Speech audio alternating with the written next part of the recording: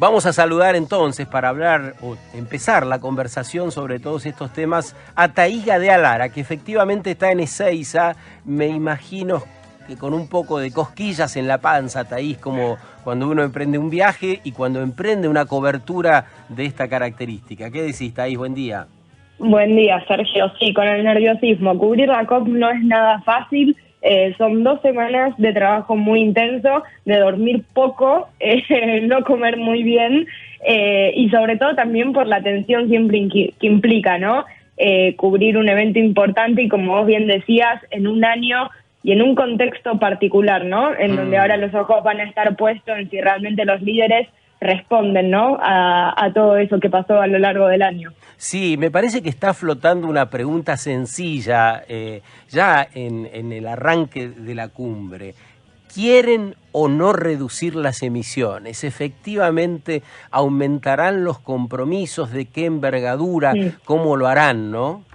Sí, y creo que no, a la pregunta le agregaría no solo si quieren, porque te diría que esa respuesta todos te van a decir que sí, si lo quieren hacer con ambición. Me parece que ahí está la cuestión, ¿no? Compromiso, claro. Las dos palabras claves en las negociaciones en este momento tienen que ver con la ambición y la urgencia, ¿no? La urgencia respondiendo a la emergencia, ¿no? De la crisis climática, y la ambición justamente para que el impacto, para que los cambios sean esos cambios drásticos que la ciencia ya demostró que se necesitan en los próximos 10 años. Sigamos agregando, sigamos agregando contexto, ya que decís esto. En el medio de estas idas y venidas, que no se hace en Chile, se hace en Madrid antes, el presidente de Estados Unidos retira formalmente a Estados Unidos del pacto, con lo cual ahí también se expresó cierta vulnerabilidad, ¿no? Y como decís bien, quizás sea bueno dar algunos datos, los comités científicos aportaron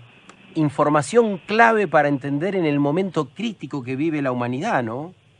Sí, hay 2 cuestiones importantes. Estados Unidos todavía está en el acuerdo, que esto es importante aclarar. Lo que empezó durante el último mes fue el proceso formal para retirarse, pero todavía en esta COP Estados Unidos va a estar sentado en la mesa de negociación, con lo cual va a ser muy interesante si, por ejemplo, se queda de brazos cruzados y no hace nada para bloquear, o si igual sigue participando activamente. Qué extraño eso, ¿no? Porque si decís me voy, no quiero participar más, jugás y pedís la palabra, es raro, ¿no? Y a veces incluso quedarse de brazos cruzados perjudica más, ¿no? Que hacer algo, porque estás obstaculizando el avance. Pero todavía Estados Unidos está, el proceso para retirarse lo empezó formalmente y dura un año, que acá lo interesante va a ser que cuando efectivamente se vaya va a ser un día después de las próximas elecciones a presidenta en los Estados Unidos, con lo cual ese contexto ya de por sí es particular y es muy interesante ver lo que sucede. Y por otro lado, como vos bien decís, ya tenemos, pero la ciencia ya habló de sobra, podríamos decir, ¿no? Sí. Sobre la situación en la que nos encontramos, sobre el daño ya hecho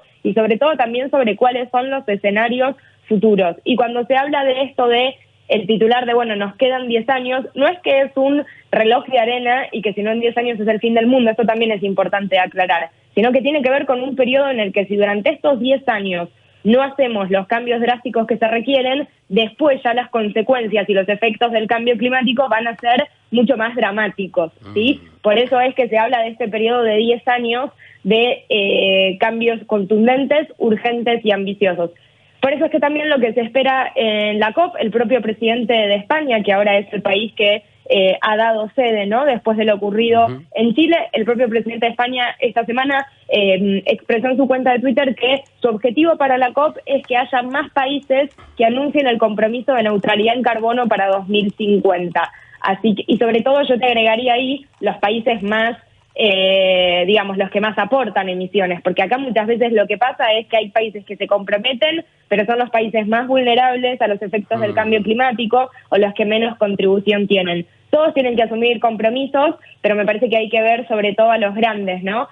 Contaminadores que tomen decisión, que digamos que hagan anuncios más ambiciosos. Y también pensando que el próximo año los países tienen que presentar sus planes de acción más ambiciosos, entonces hay que ver también si en esta COP da escenario, que es un poco lo que había pedido el secretario general de Naciones Unidas, ya desde la cumbre en septiembre, para ver cómo nos vamos perfilando a 2020. El lunes empieza formalmente la Cumbre Mundial del Clima, del 2 al 13 de diciembre en Madrid. Hacia allí está viajando Thaís Gadea Lara, está en el aeropuerto ahora. Buen día, Thaís, ¿cómo estás?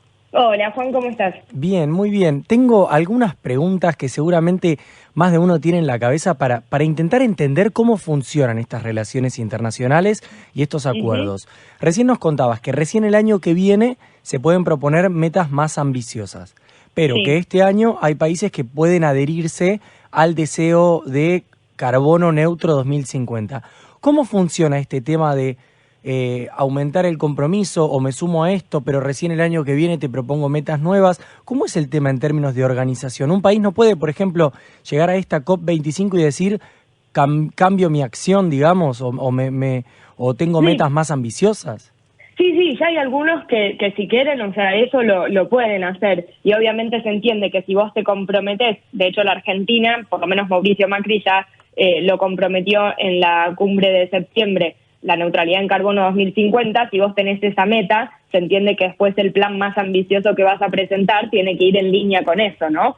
Pero sí, o sea, podemos en esta COP escuchar países que ya estén trabajando y que ya den anuncios respecto de sus planes más ambiciosos. Después está la presentación formal, ¿no?, de documentación a la convención, la parte más burocrática, pero digamos la fecha clave va a ser el año que viene, es donde sí o sí los deberíamos ver a todos, ¿no?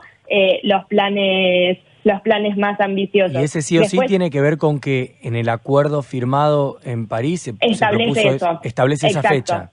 Mira, viste, siempre una de las cosas que se le criticaba al acuerdo es el tema de cómo haces para controlar que realmente hagan lo que dicen. Y esta sería una vía de control, ¿no? Si vos tenés un periodo que cumplir, cada cuanto tenés que presentar tus planes, lo que se llaman las contribuciones nacionales, que tengan que ser más ambiciosas, es una manera también, ¿no?, de ir controlando. Después tenés cuestiones más técnicas que van a pasar en la negociación, como por ejemplo quedó del año pasado, que me acuerdo ese día que conversamos con vos, Juan, que la cumbre no terminaba, por el artículo que quedó en cuestión, ¿no?, de reglamentar del acuerdo, es el artículo número 6 sobre los mecanismos de mercado, y digamos, es una cuestión muy técnica. Ahí Brasil tiene una postura bastante difícil, y un Brasil que ahora tiene a Bolsonaro de presidente, y también un Brasil que viene en las negociaciones trabajando en equipo con Argentina y con Uruguay. Así que eso va a ser interesante de ver cómo en estas 2 semanas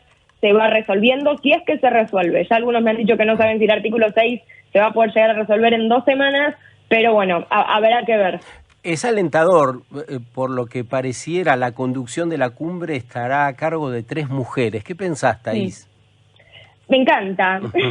Me gustaría que después eso también se vea, reflejado en el resto de las delegaciones, ¿no? Sí. Que lamentablemente todavía la participación de la mujer en la conferencia ha aumentado durante los últimos años, pero hacemos el evento, ¿viste?, para las mujeres, pero no después incluirlas en las delegaciones. Sí. Me encanta que haya mujeres... Además de esa talla, ¿no? Patricia Espinosa y Teresa Rivera. Exacto. Es increíble, ¿no? Sobre todo en puestos de liderazgo. Vos sabés que Patricia Espinosa es por segunda vez consecutiva una mujer latinoamericana que está a cargo de la convención, y sí, me parece importante, sobre todo entendiendo que cuando hablamos de cambio climático y género, la mujer ocupa ese doble rol de, por un lado, es uno de los grupos más vulnerables a los efectos del cambio climático, y por otra parte, también está, como vemos en estos 3 casos, buscando liderar, ¿no?, la acción climática, y es necesaria que haya una perspectiva de género. Cuando hablamos de acción climática, en términos también de justicia, ¿no?,